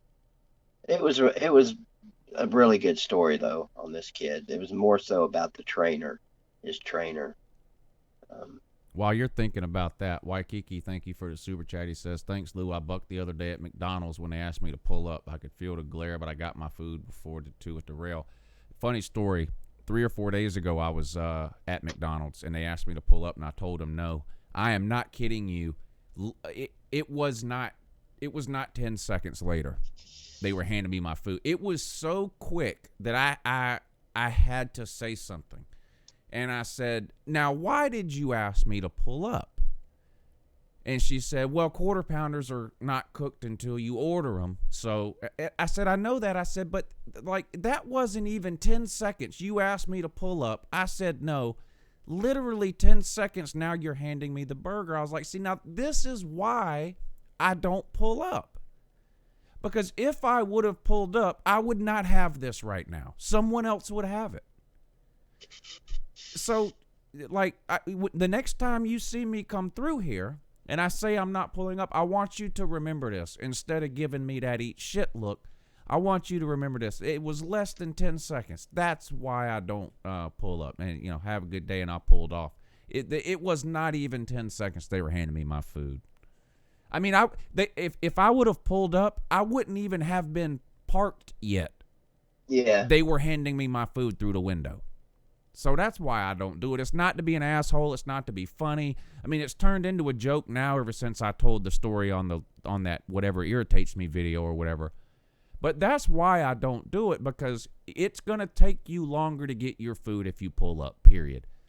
I don't do it to be an asshole. And sometimes people say, oh, they're going to spit in your food. No, they're not going to spit in your food. I promise you. They're not. They're So not. you literally never pull up when they tell you to. Sometimes I will if Mrs. Lou or Luann is in the car. Sometimes, but not all the time. They don't like it when I do that. They get embarrassed. Lou Jr. thinks it's funny, so if it's just me and him, I do it every time.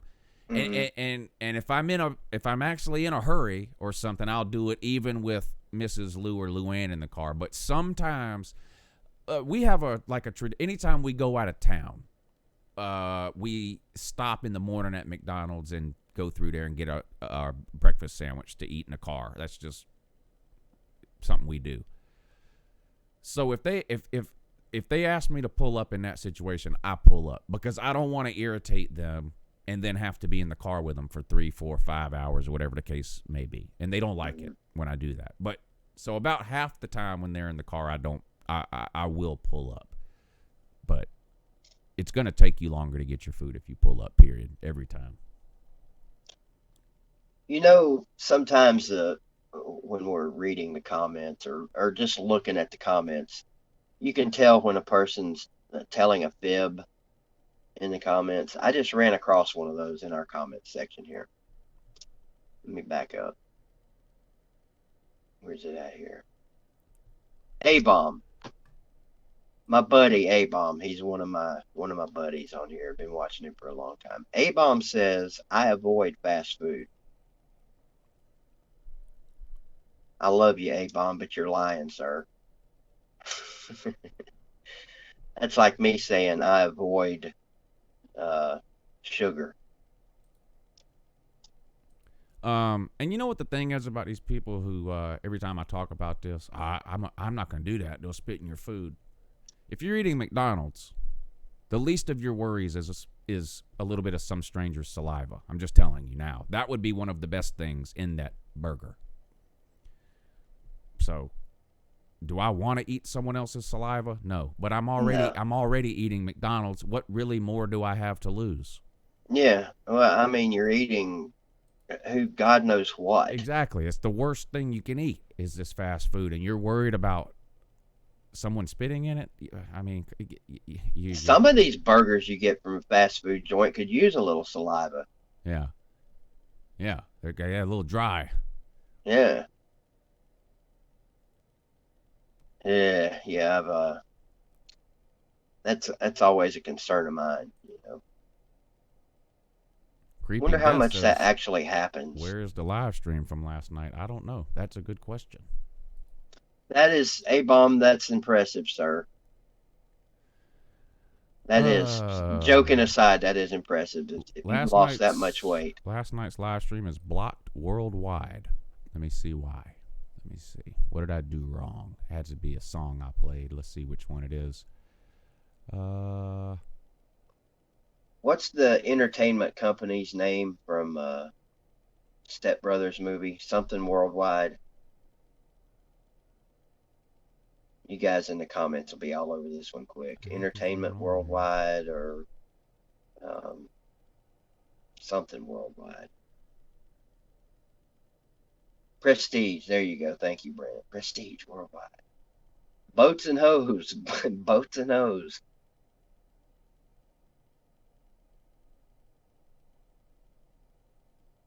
Any amount of weight loss is impressive, but I'm seeing some pretty phenomenal weight loss stories in here. That's impressive, Jeff. 340 down to 280. I went from 248. No, 258 down to 219. First time I've been in the teens, literally since probably middle school. And then there's people that have trouble gaining weight. I'm sorry. I can't feel sorry for you guys. The guys that have trouble gaining weight. That's me. You have trouble gaining weight. Yeah.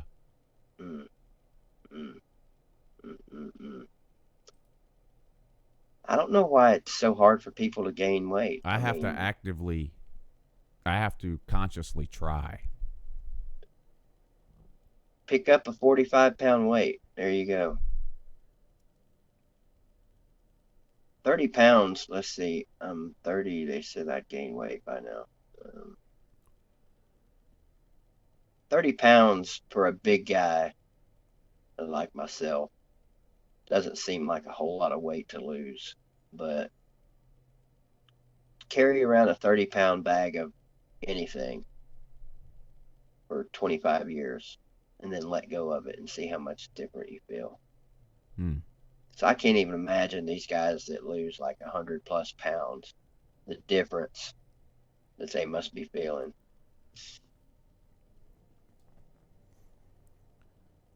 Well, do you eat sushi, Lou? yeah. In fact, I had it Wednesday. Now, all I eat, though, is the basic California roll. I don't eat any weird sushi. So, I guess most people would say that's not even real sushi.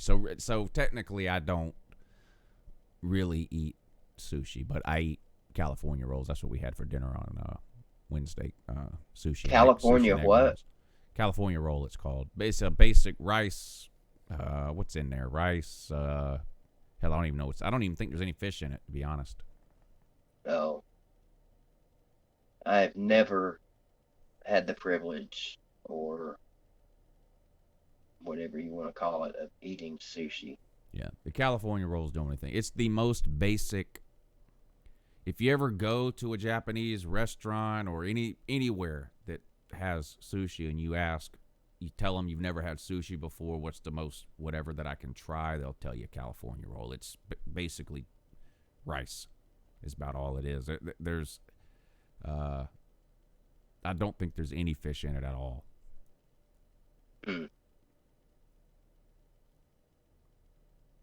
Not sushi, just rice and I've never had sushi. Of course, all the times I was hanging out with sushi, she wasn't old enough. So rice, cucumber, crab, and avocado. That just does not sound appealing to me at all. Yeah. That's what it is. That's the California roll. That's what a California roll is. Yeah. It's good. Okay. And most people who are serious about their sushi don't even really consider it. It's so basic. Like they're like, oh, that's not even really sushi. You know, these sushi snobs. You know, these people. Well, I mean, technically, isn't tuna sushi? It's raw fish. Yeah, but that's the only sushi I'm ever eating is tuna. Albacore tuna is really good too. Halibut. it's the chicken of the sea. So What is the best chicken of the sea? I like Bumblebee. Really? Oh yeah, just a can of Bumblebee tuna. We had that last weekend too. About I just get 4 cans of tuna fish, mix it up with a little bit of mayonnaise, dice up some onions and some pickles, toast you some bread, eat you a couple of tuna fish sandwiches. Man, Toast. you can't beat Never that. had it on toast. Do yourself a favor, buddy. I think I will try that. I like it on crackers too. Oh yeah. My mom used to make it all the time and eat it on saltines. Yep. Mm-hmm. Yep, that's good too. Well, it's really good with Ritz crackers too. Mm-hmm. Yeah. What about do you like potato soup? Oh, I love potato soup. Now you one of these guys that likes the potato soup with all kinds of crap in it, or just your basic run of the mill generic potato soup? I make the best potato soup on the planet, by the way. But, I make it with potato, water, cream, bacon, and sometimes a little bit of onion in there, and then I'll sprinkle some shredded cheese on the top before I eat it. That's about it. Okay. Mine's pretty simple too. And when you say cream, are you referring to evaporated milk? Heavy cream. Oh, okay. Heavy cream. Yeah. I might have to try that. I use evaporated milk, which everybody around here calls cream, even though it's not. Right. Yeah, potato soup is real good. Hmm. Do you boil your potatoes before you make your soup, or Yeah. do you cook it in a crock pot and let the? No. I boil the potatoes first on their own until they get soft enough to, uh, uh, you know, cube them or whatever, cut them into Yeah. chunks. And the thing is, you got to be careful too, because I've made this mistake. If you boil them too long, then you end up with just a mash of Yeah. mess. You You don't end want up to. with mash. You end up with cream potatoes. Yeah, and that's what you don't Yeah. want. But and the other advice I would give on anyone making potato soup: fry your bacon. Don't buy bacon. Fry your bacon, and then use the bacon grease. Quit throwing bacon grease away. What are you people doing? Dump that bacon grease into your potato soup, then crumble the bacon up in there. Quit wasting that. That bacon grease is the best thing you can eat. Quit wasting it. And it's good for you Oh too. man. It'll stick to your ribs, as they Yeah. say in the South. Yeah, but these people who throw their bacon grease away, what do you know what I do? I cook bacon in the morning. On the weekends, I'll fry up a whole pack of bacon. And then you got a pan of bacon grease there, right? You know what I do? Fry eggs in that bitch. Ah. Listen. I'm not talking about scrambled either. Just crack an egg, sunny side up. Plop it right down into bacon grease. You don't even have to flip the egg over. Just get you a spatula. And the whole time the egg is cooking on one side, just splash grease up on the Yeah. bacon grease Yeah. up on the top of the egg. You do that for Let- about a minute and a half. The egg is done. You put that egg on a sandwich or on a plate, and eat it to be the best fried egg you ever had. I can't eat a runny egg. Oh, I love I like them over easy. The runnier the better. I just warm them up a little. My stepdad used to make grits and runny eggs. Paul S says he eats 2 pounds of bacon every morning. I'm jealous, but sir, you won't be around next week. So Yeah, I it saw has that. been nice. It has been nice knowing you though. 2 pounds of bacon a day, man. Listen, I would love to eat 2 pounds of bacon a day, but Jesus, you'd be dead. You remember that documentary, Super Size Me? You heard about this? This Oh, guy yeah. that yeah. Yeah. I'd like to see somebody do that with bacon. 2 pounds of bacon a day, every day? No, you wouldn't last a week. You'd be dead as a doornail. You like the not fake bacon, but like the pre-cooked stuff, the stuff you can buy in the grocery store and bring it home basically and open it and eat it. Pre-cooked bacon? No. Yeah. We keep a can of bacon bits here for salad, because I'm not frying up bacon just to put on top of a salad, even though that would be way better. I just will freely admit I'm too lazy for that. Yeah. But I've never heard of pre-cooked bacon that you just bring it home and eat it. No, I've never. Well, I mean, I guess you want to microwave it for like 5 seconds just to heat it up. But Oscar Mayer makes it. There's other brands. It's not terrible. I mean, it's a somewhat relatively okay bacon substitution if you're in a hurry. And if you notice too, because bacon it's really been like the last 10 years or so, bacon has got really popular as far as people doing all kinds of different things with bacon. I Bacon was is going to ask you about that. so Yeah. much more expensive now than it used to be. To buy a good pack of bacon in a store is $8, $9, $10. You know, Yeah, you can that's get crazy. you can get the thin like store brand for $5.99 or something. But if you want good bacon, it's going to cost you $9 or $10 for a pack of damn bacon. And that's just, they're only doing that because of the popularity over the last few years with bacon. But there's people that put There's bacon no on anything. shortage of hogs. Right. I That's don't right. think. No, there's plenty of them. Plenty of them. Have you tried any of that crazy shit, like a a vanilla shake with bacon in it, or any of that crazy No. crazy bacon concoctions that No. are out there? No. Now I do, I'll wrap my meat in bacon, before you grill it or something like that. Bacon wrapped scallops are good, stuff like that. But this really weird stuff, like you're talking about bacon flavored milkshakes and stuff like this, no, I'm not going down that road. I've never been down it either, but I've heard several people say, "Oh man, you don't know what you're missing." Yeah. Well, I'm going to continue to not know what I'm missing. Yeah, My, I'm with you my there. bacon's not going anywhere near my ice cream. I mean, I love eating a piece of bacon as much as anybody else, but I don't have any desire to have bacon flavored Kool-Aid and, bacon flavored ice cream and all this kind of stuff. I can do without that. Kind of like the whole chicken and waffle phenomenon. I again, something I've never really been into. I have never found myself eating a waffle and going, I really wish I had a piece of chicken to go with this. Or vice versa. Right. Now I do like chicken as a breakfast food. Mm-hmm. Like Waffle House has a Texas chicken patty melt sandwich, and that's pretty good. It's like it's a grilled chicken breast, and they put, I don't know what the hell they put on it. It's Waffle House, so there's some of everything on there. But so I'll get that and order hash browns or whatever, and that's pretty good. But the chicken and waffles thing, that's fried chicken, isn't it? I guess, yeah. I mean, KFC's all into it now. Yeah, that doesn't sound good at all to me. Yeah, that's not. I mean, you're not getting good waffles from KFC. I'm sorry. Waikiki says Little Caesars bacon wrapped pizza. I've never heard of bacon. I mean, I've had bacon on my pizza before as a topping, but is that, I'm not sure, bacon wrapped pizza? I'm not sure what that would be. I'm not familiar with that. Is it exactly what it sounds like? A pizza wrapped in bacon? That's a lot of bacon. Yeah. That is a lot of bacon. Yeah. I don't know about that.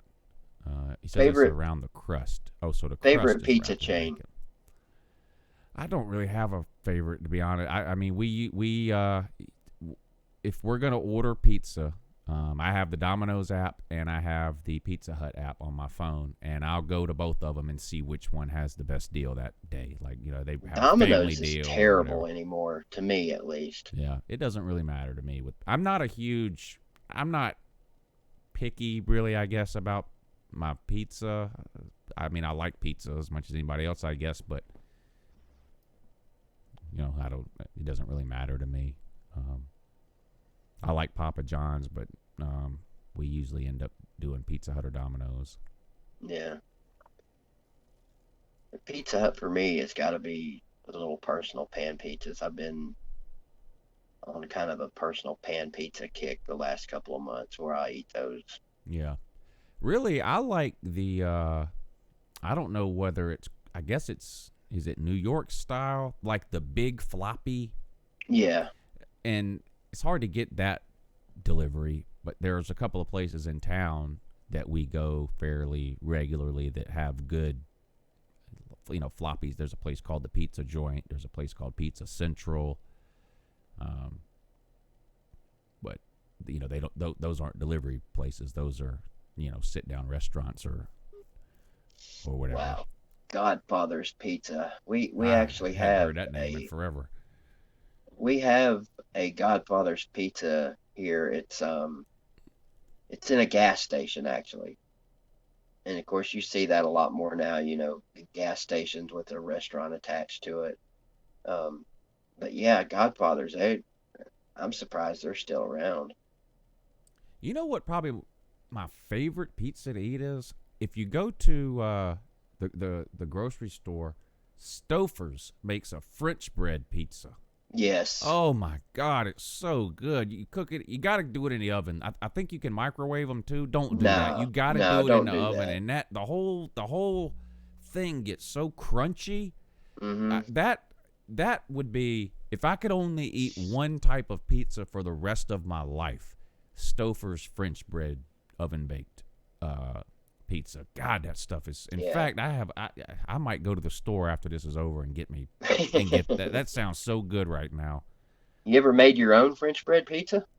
We have not. Now, we've done a lot of times the thing with the kids to make our own pizza thing, but we've never done a French bread. We always just do the traditional, we buy the dough already made. We don't make the dough. We buy the dough already made, but then we let the kids do the tomato sauce and the the toppings and all that kind of stuff, the cheese that they want on it and stuff. But no, I wouldn't even know how to go about making a French bread unless you can buy it just like you can a regular crust already made. Well, I mean, you just, I started, one of my high school friends back in the 80s, is how I even found out about French bread pizza. His mom made it, and just get some French bread and some pizza sauce and cheese and pepperoni. Slap it together, put it in the oven. Like you said, it's got to be done in the oven, and it's great.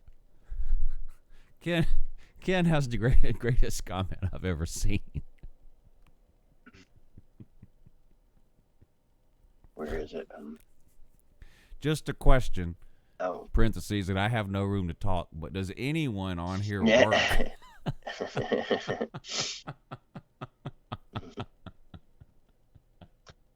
Well, Yes.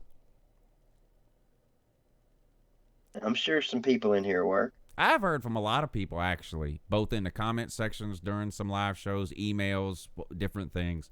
A lot of people listen to this while they're at work. Now, some people Right. have a job where you can't do that. Maybe you work retail or something like that. But you got to remember, there's a lot of people that are in a car all day long for work. There's a lot of people that are in an office all day long for work. So I think there's a lot of different ways there's a lot of different jobs you could have where you could listen to this show. And also keep in mind this, there's 107 people watching right now. How many people are commenting? 25? Yeah. If that. Again, I'm not casting any stones or pointing any fingers either, but I would say it's more likely. Well, never mind. No, Melissa, I can't say I don't like chocolate gravy, but that's because I've never had it. It doesn't even, Unless chocolate gravy is just melted chocolate, then I have Yeah. no idea what chocolate gravy is. yeah. So is that just like, is Hershey's syrup chocolate gravy? That would be what I would call chocolate gravy. I'll put it on vanilla ice cream sometimes. You know, that's it. That's about it. They don't do it too much anymore, but clearly my kids used to love chocolate milk, and so we would keep like our bottle of Hershey's syrup and let them have a glass of chocolate milk every once in a while. I've never heard it called chocolate gravy though. Explain to us, please, what chocolate gravy is. Apparently, it's pretty amazing because Melissa's saying, "Oh my God, chocolate gravy. Does it include bacon grease?" That would be that. Hey, it's starting to sound better already.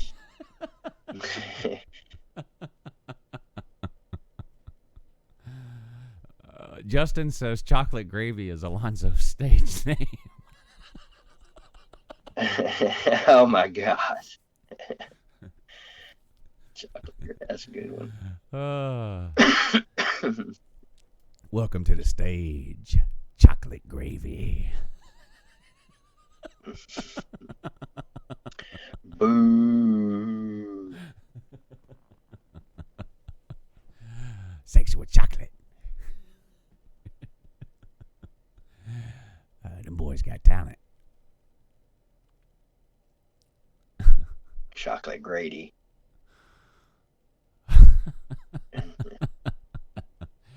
He got his own YouTube trading card. Oh, I can only imagine. Yeah, he sure did. You know what the community tab is on YouTube, right, BBD? Mm-hmm. Yeah. After the show today, go to the UNCLELOU community tab and enjoy. There's 7 or 8 on there. Can I pull this up? I think I can. Because we have this one too. Can I pull this up? Yes. I got one for you, BVD, right here. You'll really enjoy this one. Hold on. Where is it? And I'm going to put 2 up on the screen. You'll particularly enjoy one. Well, I'll just put this one up for now. Here you go. Take a look at that, BVD. I know it's a little bit of a delay, but take a look at that when you can. Okay. That's amazing. Oh, you know what? I actually, I saw these.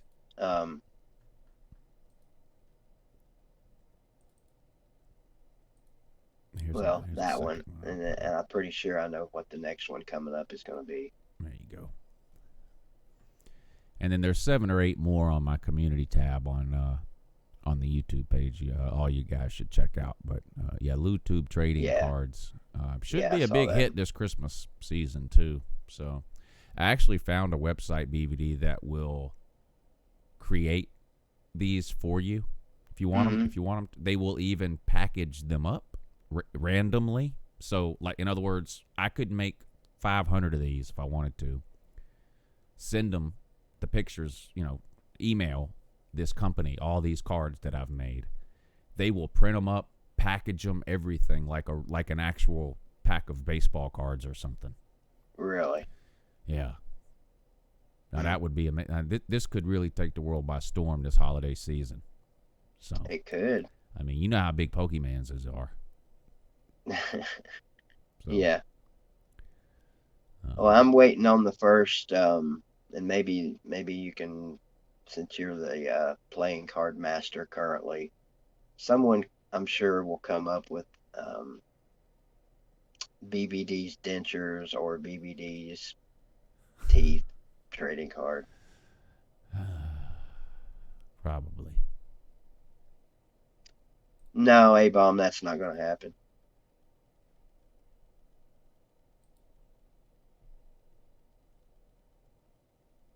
What did he say? Oh, a bleeding leg trading card.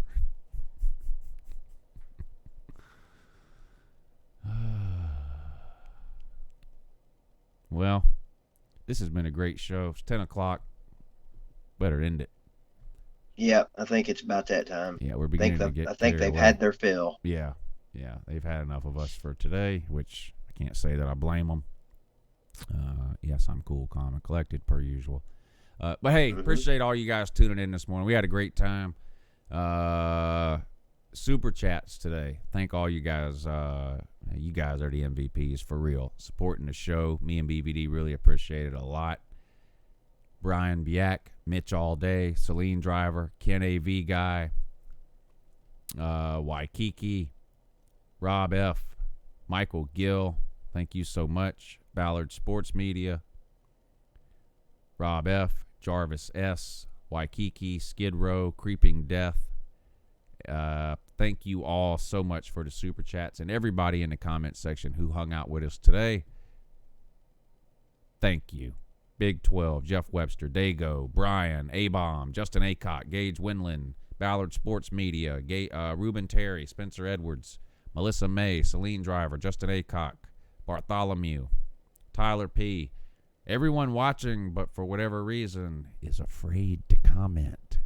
Good morning to you, too. Or, BVD, maybe they're working and they just can't comment. I don't know.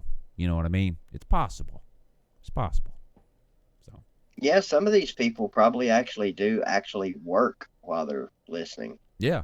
No, I've heard from people that listen while they work. So, I know for a fact there is. So, Dennis Wilson, good morning to you, sir. Solid Snake. Good to see you in here, Scott McGill. All right, we really appreciate y'all tuning in. That's it for the live shows for this week. Really appreciate y'all tuning in. Me and BVD will be back Monday morning at 8 a.m. sharp to regale you with more tales from the stupid. Hopefully you guys will tune in. The combine will be wrapped up by then. So BVD, we'll actually spend like a good portion of the time Monday talking some combine stuff. We haven't talked sports in a while. Maybe we'll talk a little bit of sports Monday morning. Before we we'll definitely have to do that. Stuff. We'll go over the critical XFL scores. Yes. As per usual. We have to. And on top of all of that, we'll update you with all of the amazingly exciting and important things we did over the weekend. Oh yeah, and there's no telling what we might get into. Now, I don't have any live shows this weekend, BVD. Do you? The usual. Friday, Sunday. Friday night. Come hang out with us, yeah. Come y'all check BVD Sunday night on his channel tonight and Sunday night at 8. Is that right? Yep, Monday, Wednesday, Friday, and Sundays. Church on Sunday night. Come get your church. That's right. Come worship at the altar of Big Vol Daddy. Yeah. Hey, you guys have a great weekend. We love you. Yeah, Appreciate you. appreciate y'all tuning in. We'll see you next time. Y'all take it easy and have a great weekend.